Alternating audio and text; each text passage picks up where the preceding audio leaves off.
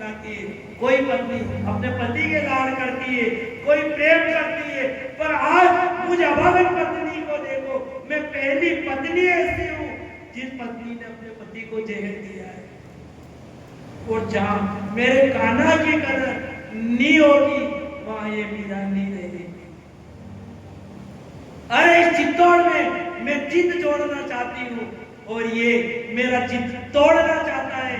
इस चित्तौड़ के अंदर अब मीरा नहीं रहेगी। राणा ने रोका, रुक जा। मीरा ने कहा क्या करूं यार रुक कर।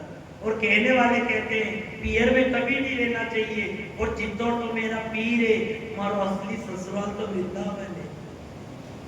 और पति ने ली न पीर में रो तो एक ना एक दिन पीर वाला ताना अवश्य मारे, मैं यहाँ नहीं रहूंगी। राणा से मीरा कहने लगी ओ मारो वृंदावन ससुराल, संभाल राणा तेरी नगरी में।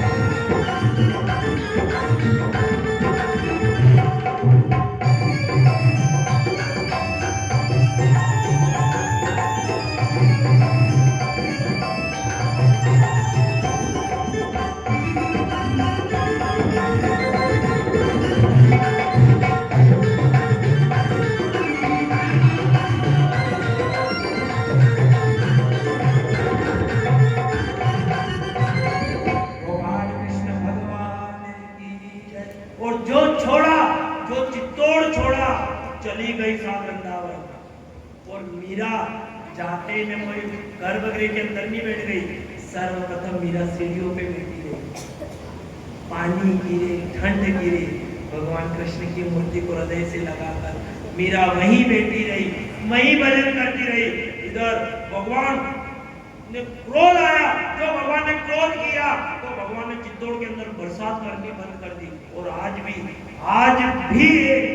चित्तौड़ राजस्थान के अंदर बरसात कम होती है। महात्माओं को बुलाया, महात्माओं से कहा ये क्या हो रहा है, पानी क्यों नहीं बरस रहा है? महात्माओं ने कहा तुमने किसी भगत का अपमान किया है, इसलिए भगवान ने पानी बरसाना बंद कर दिया। तुमने किसका अपमान किया? राणा ने कहा हो ना हो, वो मीरा चित्तौड़ छोड़कर गई और पानी बरसना बंद हो गया। तो सका जाओ रे, उस मीरा को पकड़ कर लाओ, बुला कर लाओ वृंदावन से।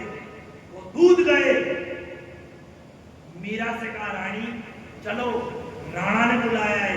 मीरा ने कहा अब नहीं आएगी मीरा। मीरा ने चित्तौड़ से जित तोड़ दिया।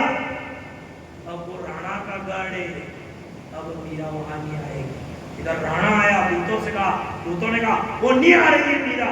राणा ने कहा कैसे नहीं आए, मैं चलूंगा। मानेगी तो ठीक, अन्यथा उठाकर रथ में बैठा कर। जो राणा गया, राणा ने कहा मीरा चल रही है नहीं चल रही? मीरा ने कहा नहीं आऊंगी, मर जाऊंगी, पर चित्तौड़ में नहीं आऊंगी। जहां मेरे पति की कदर नहीं हो वहां कभी नहीं आऊंगी। नहीं मानी। राणा ने जो झपटना चाहा, पकड़ना चाहा, मीरा भागी। दोपहर के समय पट लगे हुए थे, कोई नहीं था, पूरा मंदिर खाली, केवल भगवान कृष्ण की मूर्ति, वो किवाड़ और राणा और वो मीरा। जैसे राणा ने मीरा को पकड़ा, मीरा भागी मंदिर के अंदर और राणा के हाथ में जो चुनरी पकड़ाई, मीरा की चुनरी खुल गई, वृंदावन के कपाट खुल गए, भगवान की मूर्ति के दो भाग हुए और मीरा अंदर समा गई। राणा के हाथ में चुनरी नहीं आई तो नहीं आई।